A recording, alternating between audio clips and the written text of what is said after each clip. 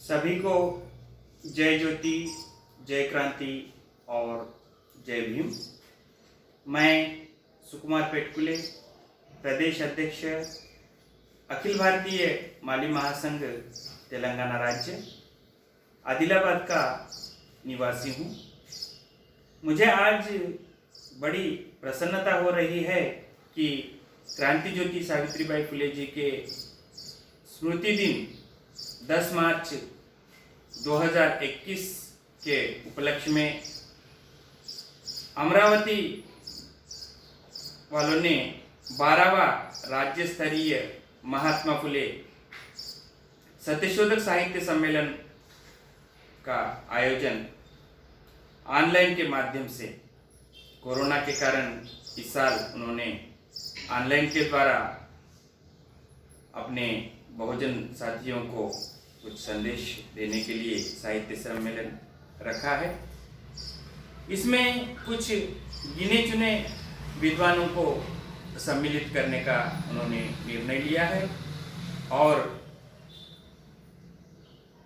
मुझे आज इस कार्यक्रम का प्रमुख वक्ता के रूप में आयोजकों ने जो चयन किया है, उसके लिए मैं आयोजकों को, खासकर प्राध्यापक श्री कृष्ण बंसोड़े जी और जनसंपर्क अधिकारी प्रभाकर वानखेड़े जी को और बाकी उनके सभी सहकारी मित्रों को, जिन्होंने इस कार्यक्रम को यशस्वी बनाने के लिए अपना योगदान दिया है, उन सभी को मैं धन्यवाद देना चाहता हूँ। और सभी दर्शकों को, फुले प्रेमियों को सावित्रीबाई फुले जी के स्मृति दिन पर विनम्र अभिवादन। साथियों, आज मुझे जो आयोजकों ने विषय दिया है वह महात्मा फुले जी के द्वारा मराठी में लिखित शेतकऱ्यांचा आशू, जो कि हिंदी में धनंजय कीर जी के ने किसान का कोड़ा नाम से इसे लिखा है और इसे मैं स्वयं सुकुमार पेटकुले अपने आंध्र प्रदेश और तेलंगाना प्रांत के जो तेलुगु भाषिक लोग हैं उनके लिए रैतु कोरडा नाम से तेलुगु भाषा में इसका अनुवाद किया है। जैसे कि 1862 और 63 के बीच महात्मा ज्योतिराव फुले जी ने इस किसान का कोड़ा को लिखकर मुंबई, पुणे, ठाणे जैसे प्रदेशों में इसका वाचन किया था, क्योंकि उनके जीवित काल में यह किताब छपी नहीं थी। ठीक उसी प्रकार महात्मा फुले जी का मराठी में जो समग्र वाङ्मय है, उसका अनुवाद भी मैंने अपनी तेलुगु भाषा में कुछ रचनाएं उनकी की है। उनमें से तृतीय रत्न, सार्वजनिक सत्यधर्म पुस्तक,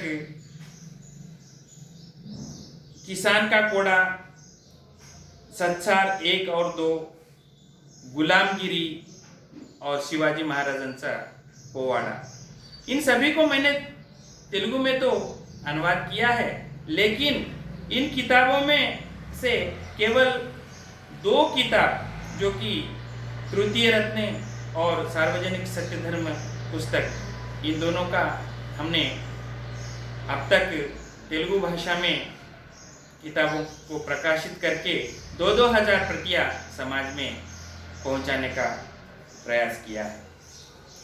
साथियों, हमारा यह प्रयास केवल हमारे तेलुगु भाषिक लोगों तक सीमित है, लेकिन आज महात्मा फुले के साहित्य को पूरे विश्व भर में हम सबको मिलकर पहुंचाने की जरूरत है। लेकिन अभी किसान का कोड़ा जो तेलुगु में मैंने अनुवादित किया है, वह अभी छपकर साहित्य प्रेमियों तक पहुंचना बाकी है।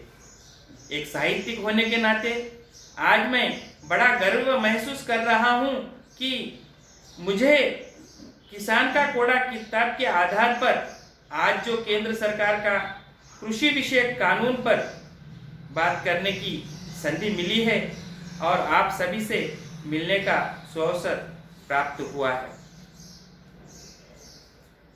साथियों, महात्मा फुले जी ने किसान का कोड़ा किताब को तत्कालीन अंग्रेज सरकार को किसानों की और मजदूर वर्ग की दयनीय स्थिति को समझाने के लिए लिखकर तत्कालीन अंग्रेज सरकार के गवर्नर जनरल को इसकी प्रति जो कि हस्तलिखित थी उसे महात्मा फुले जी ने भेजा था। और साथ ही साथ बड़ौदा के महाराज सयाजीराव गायकवाड़ जी के समक्ष उन्होंने किसान का कोड़ा को किताब को पढ़कर सुनाई थी, जो बड़ौदा महाराज को बहुत पसंद आई और महाराज ने महात्मा फुले जी को बड़े गौरव के साथ उनका सम्मान भी किया था। इसका कारण यही है कि महात्मा फुले जी ने केवल किसानों का पक्ष नहीं रखा, इसमें उद्योगपतियों, साहूकारों, जमींदारों को भी उन्होंने यह चेतावनी दी कि किसान इस देश का अन्नदाता है, वह स्वयं भूखे पेट सो रहा है, देश की भूख मिटाने वाला भूखमारी से मर रहा है। क्या यह शोभा की बात है? यह हमारे लिए बिल्कुल चिंताजनक बात है। जैसे किसान खेत में उपयोग में लाने वाले बैल अगर खेत में ठीक से काम ना करे तो वे कोड़े का उपयोग करता है, वैसे ही अगर सरकारें, साहूकार, उद्योगपति, पूंजीपति, जमींदार लोग अगर किसान को उनकी उपजों का, उनके उत्पादनों का, उन्होंने जो अपने खेत में फसल उगाई उसका सही दाम नहीं देंगे तो वह कोड़े का इस्तेमाल प्रयोग करके अपने हकों की लड़ाई लड़ेगा और उसमें जरूर जीत हासिल करेगा। आज का किसान आंदोलन भी इसी तरह केंद्र सरकार की उन 3 कृषि विषयक नए कानून जो कि 2020 को बने हैं उसका विरोध 26 नवंबर 2020 से कर रहे हैं, जो कि दिल्ली के बॉर्डर के सीमाओं पर आंदोलन चल रहा है। 19वीं सदी की जो बेहतरीन किताब जो कि मजदूरों, किसानों के बारे में महात्मा फुले जी के द्वारा मराठी में शेतकऱ्यांचा आसूड नाम से लिखी गई है।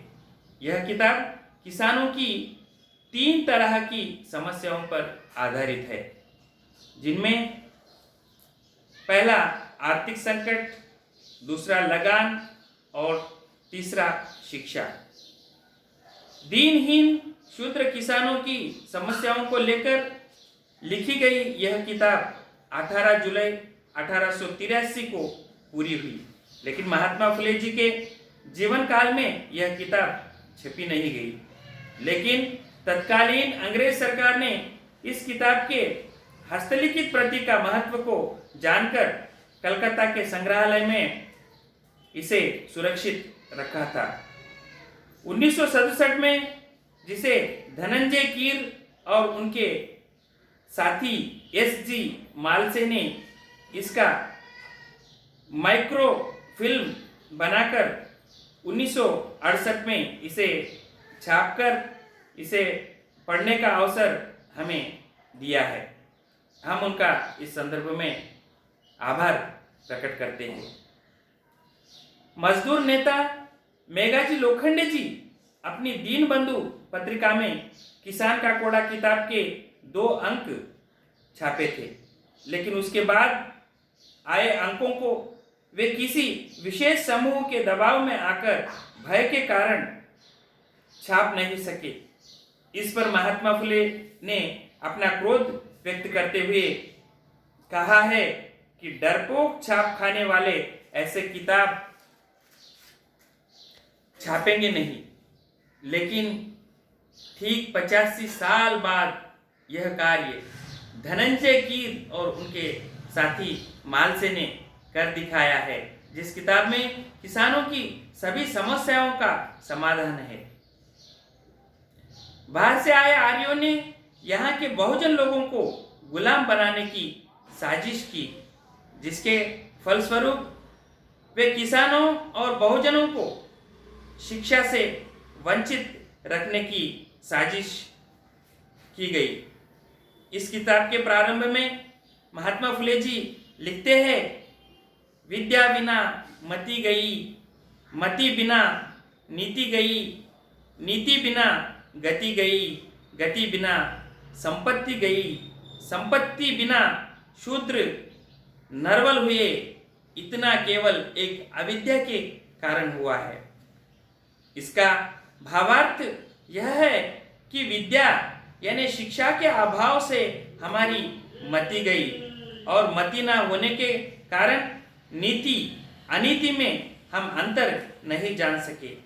नीति के बिना हमारी गति बिगड़ गई और गति बिगड़ने से हमारी संपत्ति में वृद्धि नहीं हुई और हम निर्धन हो गए। यह सब एक अविद्या के कारण हुआ, जिससे शूद्र बर्बाद हो गए हैं। आर्थिक दुर्बलता के कारण किसान के पास अपने बच्चों को पाठशाला भेजने का साधन ही नहीं बचता था और कुछ बचा हुआ धन भी पूजा पाठ कर्मकांड में ब्राह्मण द्वारा शूद्र किसान को ठगा जाता था। वे जन्म से लेकर मृत्यु तक विविध प्रकार का कर्मकांड के नाम पर गरीब निर्धन अनपढ़ किसान को लूटकर बर्बाद कर देते थे। आज की हमारी सरकारें भी ऐसे ही कर रही है। पाठशालाओं को लगाने का पैसा मंदिरों के नाम पर, धर्म के नाम पर शूद्रों को दिन दहाड़े लूटा जा रहा है। ब्राह्मण शिक्षक किसानों के बच्चों को सरकारी पाठशालाओं में पढ़ाना नहीं चाहते थे। ठीक इसी प्रकार आज की सरकारें भी सरकारी पाठशालाओं में शिक्षा को खत्म करने और उसे निजीकरण करने की साजिश कर रहे हैं। जिन पाठशालाओं में गरीब किसान के बच्चे पढ़ते हैं। इस किताब में महात्मा फुले ने बताया कि शोषक और शोषित दो वर्ग है। यह दोनों को सबक सिखाना चाहते थे। ब्राह्मणों का षड्यंत्र है कि वे किसानों को पढ़ाई से दूर रखकर उनकी आर्थिक लूट की जाए। इसी प्रकार आज की सरकारें भी, जो किसान धान्य उत्पन्न करता है लेकिन उसका भाव कोई और उद्योगपति अमीर तय करता है, इसलिए किसान अपने उत्पादन का एमएसपी यानी कि मिनिमम सपोर्ट प्राइस चाहते हैं, जो कि नए कानून में यह नहीं है। नए कानून किसान अपना उत्पादन किसी भी मंडी में बेच सकता है, ऐसी सरकार कह रही है। किसी भी राज्य में वह जाकर बेच सकता है और कोई भी व्यापारी बाहर से आकर खरीद सकता है। यह मंडियों को खत्म करने की साजिश है।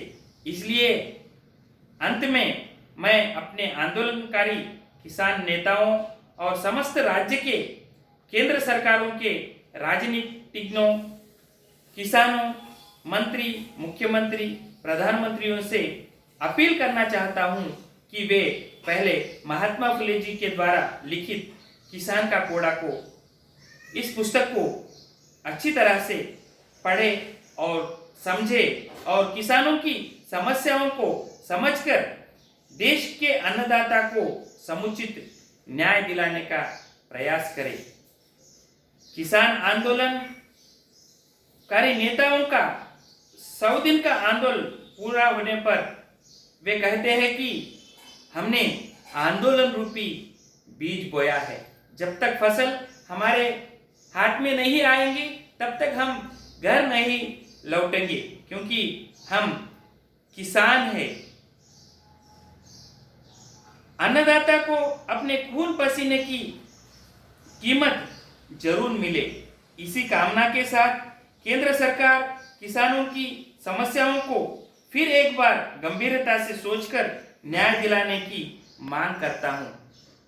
सरकार से मैं अपील करना चाहता हूं कि आप अंबानी और अडानी के चक्कर में इस देश के अन्नदाता को बर्बाद ना करें, क्योंकि हमारे पास चाहे कितने भी करोड़ों अरबों रुपए हो, लेकिन हमें अन्न ही खाना है। उस अन्नदाता के ऊपर ही हमें निर्भर कर जीवित जीना है। इसलिए मैं केंद्र और राज्य सरकारों से निवेदन करता हूं कि वे ज़्यादा से ज़्यादा किसानों के पक्ष में सोचे और किसान जो अपनी रोजी रोटी के लिए दिन भर मेहनत करता है, उसके पसीने का, उसकी मेहनत का उसे जरूर लाभ मिले। जिस दिन इस देश में किसान अन्नदाता खुश रहेगा, उस देश में जय जवान जय किसान का नारा जरूर लगेगा। इतना कहते हुए मैं मेरा भाषण यही समाप्त करता हूँ। जय ज्योति, जय क्रांति, जय वीर। धन्यवाद सर।